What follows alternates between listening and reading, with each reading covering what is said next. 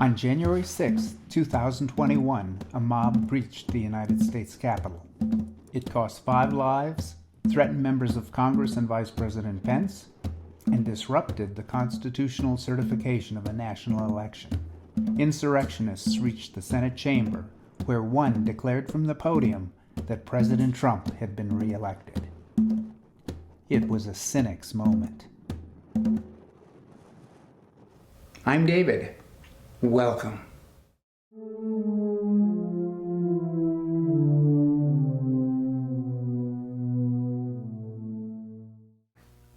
A generation earlier, America had stood as captain of a century. Its industry and science had connected the oceans.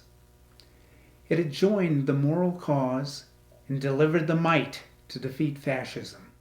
It had engineered a stunning moment in natural history, the first footfalls of terrestrial beings on lands beyond the earth. In 1991, former British Prime Minister Margaret Thatcher visited Washington.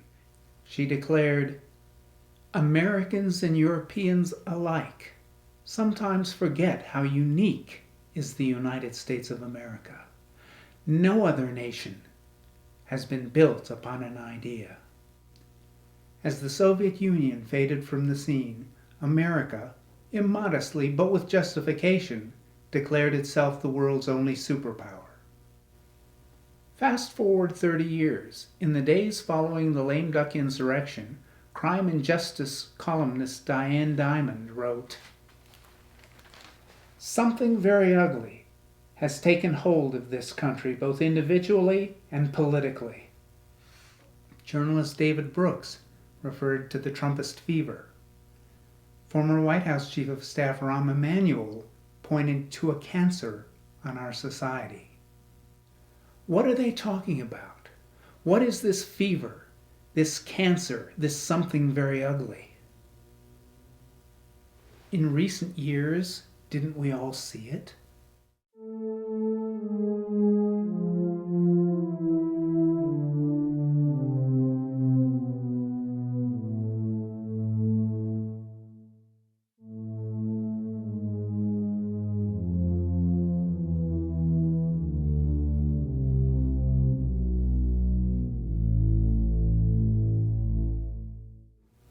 If you discovered your 13-year-old maligning a classmate on social media, what would you do?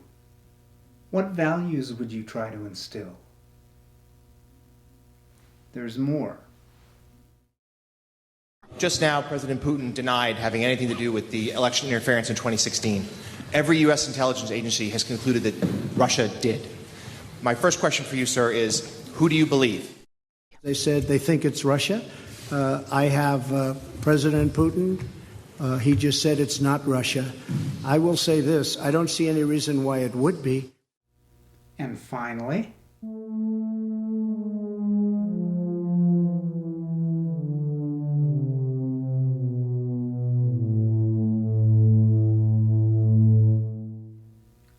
it was hardly just Donald Trump. As candidate and president, he channeled not just a desire to shake up government, but a mindset deeper and more sinister, spawned in part by a generation of vicious political advertising from all sides. Many in Trump's party were appalled. But when Trump secured the nomination in 2016, they swallowed hard and placed a policy agenda ahead of character and competence. Many judged Trump as the lesser of two evils, and they accepted what they knew didn't represent the best of America. Are you ready with your final answer? What is the cancer, the fever, the something very ugly, both politically and individually, that elevated Donald Trump to head of state of a great nation? Former Marine Corps General James Mattis, writing more than a year before the assault on Congress, hit the nail on the head. Cynicism is corrosive when it saturates a society, and it has saturated ours. Mattis knows cynicism. For nearly 2 years as Secretary of Defense, he struggled to work constructively with America's cynic-in-chief, Donald Trump. Do the rest of us need to ask what is cynicism? Maybe we do. Too often it is confused with skepticism, which is an important element of critical thinking. Cynicism is anything but. HubSpot founder Dharma Shah put it this way: every team needs at least one skeptic. Every team needs at least one person willing to ask questions, identify problems, and point out when more analysis is necessary. No team needs a cynic. No team needs a person who always says no, not because they don't believe in ideas, but because they don't believe in people. Entrepreneur John Greathouse has this take: a skeptic questions the world about her, seeking the truth, yet basing her opinions on the most recent, most credible facts. In contrast, a cynic feels no need to seek the truth because they believe they already possess it.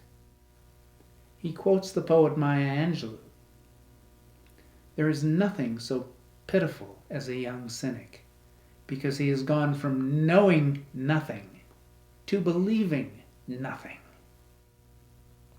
Years ago, another commentator, whose name I wish I had recorded, said this: a cynic becomes so good at seeing through things that he stops seeing anything at all. Cynics are emboldened by arrogance. Among their key phrases, "I'm telling it like it is." They'll often add, "and everyone knows it," as Donald Trump so often does. In contrast, a skeptic approaches a premise often with pre-existing positions, but also with an open mind. He enters a discussion with a character quality, humility. In the end, the sturdy denim of democracy held.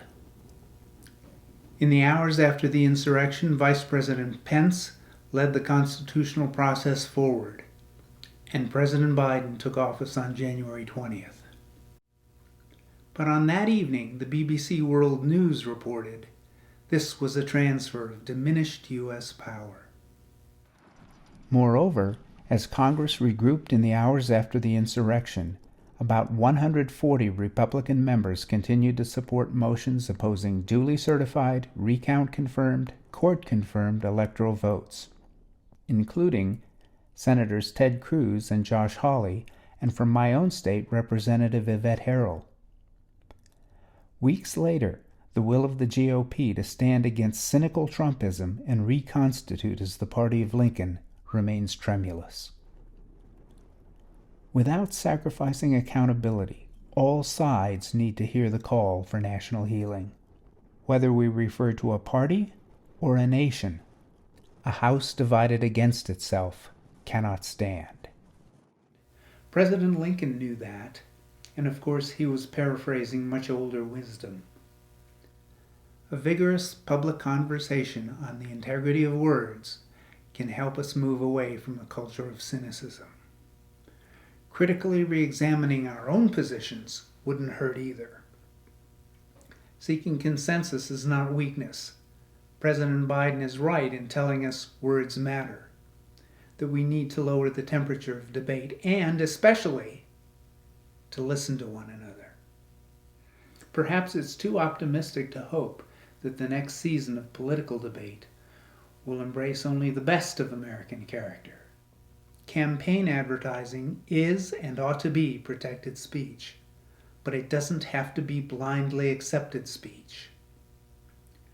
Just as we are coming to understand that words matter in the messages our children place online, over time we will become better critics of political debates.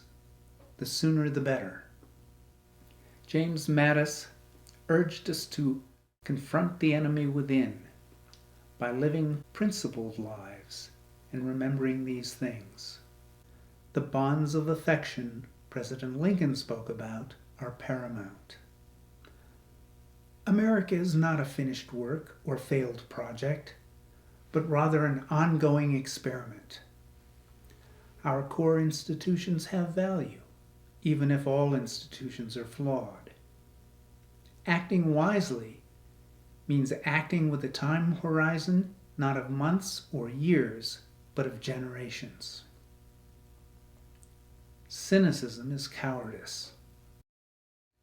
In understanding that last point, it's helpful to remember the words of John McCain in 2008, when he encountered cynical lies against Barack Obama among his supporters. He respectfully and firmly rejected them. We have long known that our adversaries will exploit any weakness they find in America, and that includes character weakness. They have and will again encourage Americans to distrust our own institutions and one another. They will egg on American cynicism because they know it is the kryptonite that weakens a superpower based on an idea.